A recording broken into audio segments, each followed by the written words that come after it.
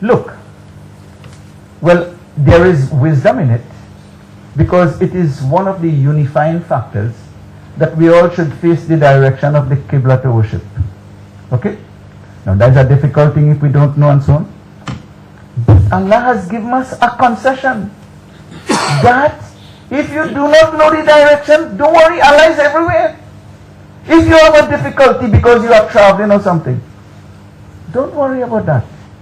Whatever direction you face, there is your Lord.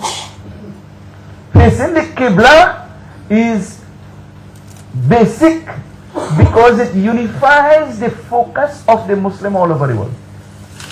But in circumstances, we are permitted. Anyhow we turn, we are facing our Lord and we are worshipping. It is a beautiful arrangement that Allah has made for the believers.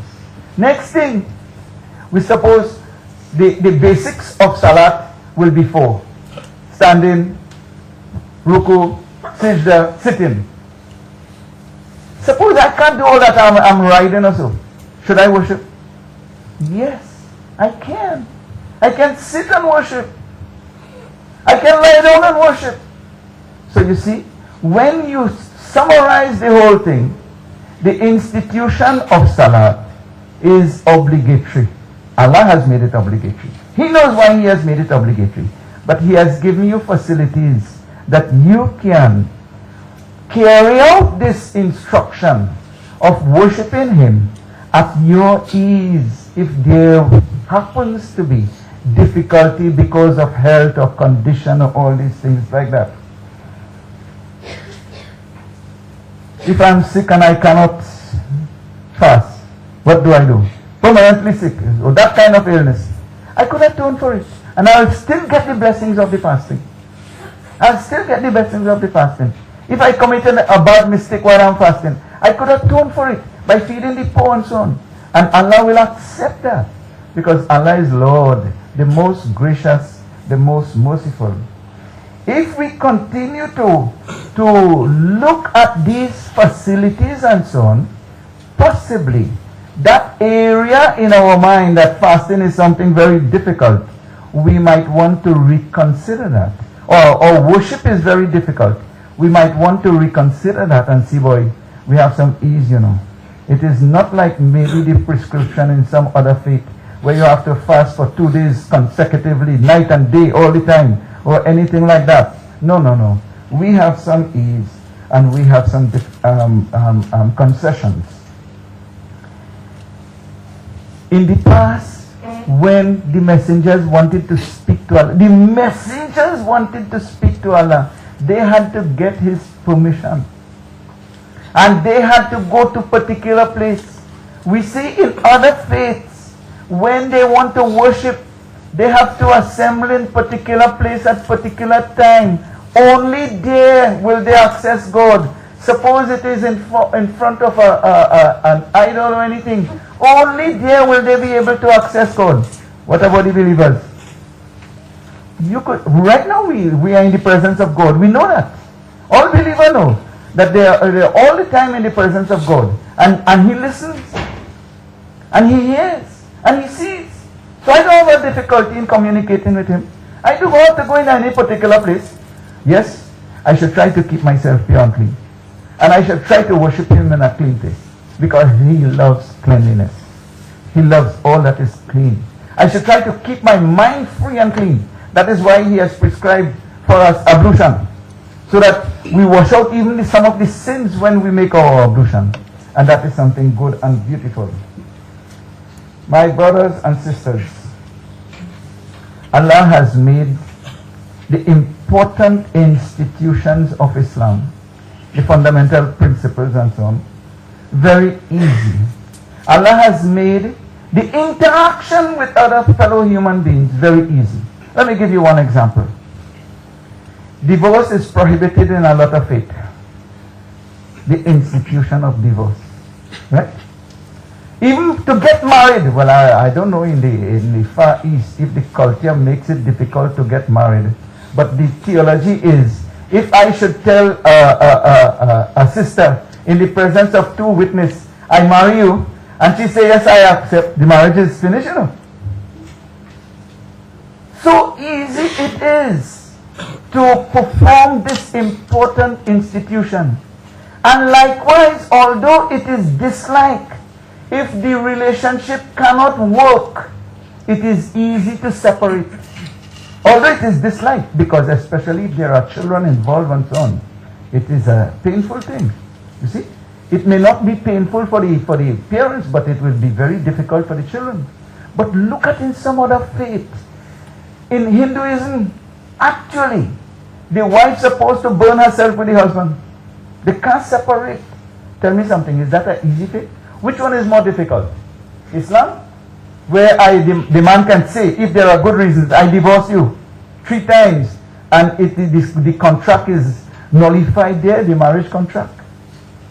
It is very, no, it may be distressing. If it is abused, it may be distressing, and that's a bad thing. We are not talking about the abuse of the thing. We are talking about, look at the facilities available to Muslims in their lives, in their relationship, on one hand with their Lord, and on the other hand with their fellow human beings. We look at this institution and see it is not a difficult thing to put into practice. Okay?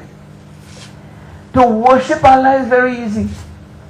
To communicate, to establish a communication with Him. Alright? To become a Muslim, you don't have to be baptized. Look, sometimes we in Trinidad, when the Baptists, they want to initiate them in the faith, what happens? They have to go, and they go by the seaside, and they must take a dip 3 times. Right? A ritual. I am not criticizing, that's not our business. We respect them for that. But what we are saying, how you become a Muslim? You just declare, Ashhadu an la ilaha illallah. Look how easy it is. Is that a difficult thing? So when we say Islam is a difficult way, and we look at all these things that we take for granted, we'll thank Allah that we are so blessed, that we have so many things that are easy for us. Possibly sometimes we are not able to appreciate it.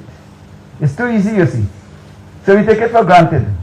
But if you have to go through the initiation in other faith, you might see something else. In Islam, there is no preferential treatment. The law is for everybody. Simple like that. The word of Allah is final. And that is what everybody understands. So we don't have a difficulty with that. No man is above the law. So the law is universal, practical, applicable. And each and every one, they are equal in the sight of God. From the point of view of coming under the purview of the law. Each and every one. No one is exempted. So we are all subjected to the common, universal Islamic law. And that we need to understand. It's not like in some other faith, the priestly class. They are above the law in a lot of ways. Or in some cases, human beings are considered to be infallible. We don't have that. We are all, leader and led, we are all subject to the law. And that makes it much different in outlook and perspective as a believer in Allah. Worship does not comprise rituals. We don't have to have particular type of flowers, or particular type of food, or particular... We worship Allah. We expose our hearts to Him. We may say it loudly or we may not say it loudly. But we worship in is a matter of communication between the creature and the Creator. And that is it. No rituals. The standing and sitting or prostrating, is it a ritual? Is a benefit to your body. You know, sometimes when I make ruku, I want to see what it is. If you do it properly, you will feel some little bit of pressure on your backbone. Let me put it simply like that for you. It is, you are exercising your body. So when you turn right and left and all that, they are meant to be good for you. Yuridullahu bikumul yusra. Allah wants ease for you, so that whether you are inclined or not, you just got up from sleep, you exercise your body a little bit in a prescribed way that will benefit you. People don't understand, boy, this thing, I have to go and pray salat. It is for your benefit. It is not for Allah's benefit. You exercise your body a little bit, and that is a good and beautiful thing. If you look at it very closely, you will see some of the benefits of performing salat early in the morning, you know. Yes, I want to, let us not hide a fact. It's very difficult sometimes to make wudu in the morning or to take a bath, especially if you don't have hot water and so on. You will understand what I'm talking about. But you cannot blame the institution for that, because it is designed to make life much easier and better for you. So like you have to heat the gold to make it shine, so too we have to get the hot water to get pure and clean, or something like that. The benefit, the universal and overall benefit. So what may you know what I tell the people, my students sometimes? Well, in Trinidad we have on some side, the windward side, the waves are very high. Sometimes it goes as much as 5-6 meters high by the shore. If you want to go into the ocean where outside they look calm and so on, you have to pass these waves. So you will have to face some difficulty to get ease at the end. If you understand that, you will appreciate why Allah, the all-knowing, the all-wise, has prescribed these things, and then the outlook may be a little bit adjusted to accept and accommodate those things. So, Allah has made, listen, even your diet easy for you. Eat what is beneficial and good and permissible, and stay away from what is prohibited. No limit. Not that you, on certain days, some people cannot eat this and they cannot, certain times of the year they have to be restricted with regards to their diet. They cannot eat some kind of vegetable, or maybe only vegetable, or maybe only this, or maybe only that. Not so with Muslim. You eat anything, anytime, so long as it is halal. And it is beneficial for you. Two things. It must be halal, and it must be beneficial. What it means by being beneficial, the person with high cholesterol will have to watch his cholesterol intake. So while it might be halal, it may not be beneficial. So you see what is the Islamic principle? Halal and beneficial. Permissible and beneficial. And that makes Islam easy.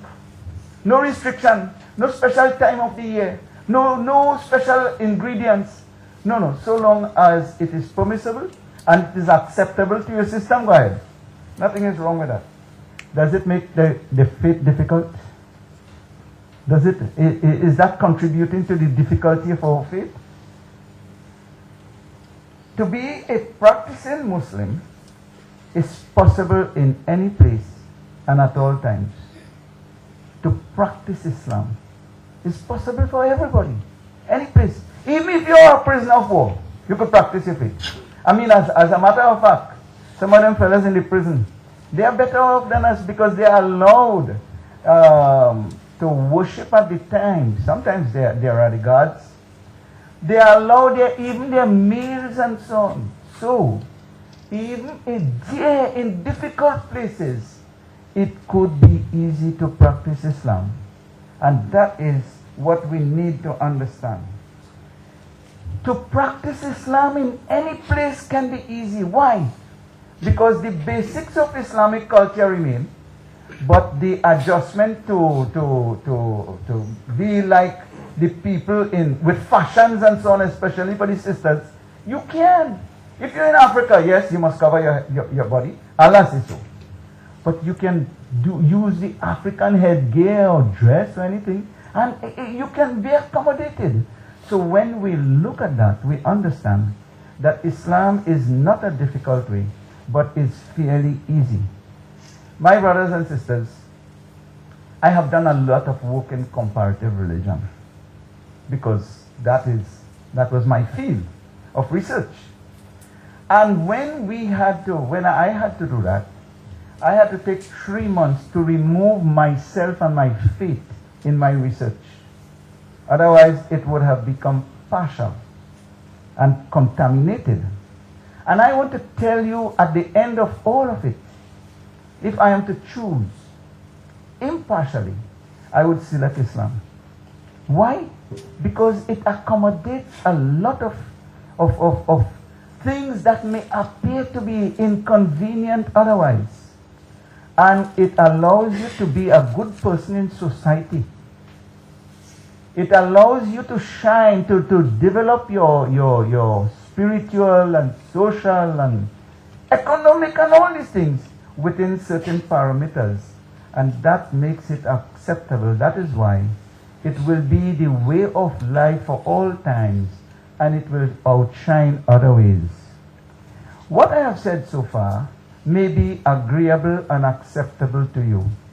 You may have views in some matters differing, and I would willingly accommodate them now, as we would want to accommodate questions and opposition and agreements, etc., inshallah.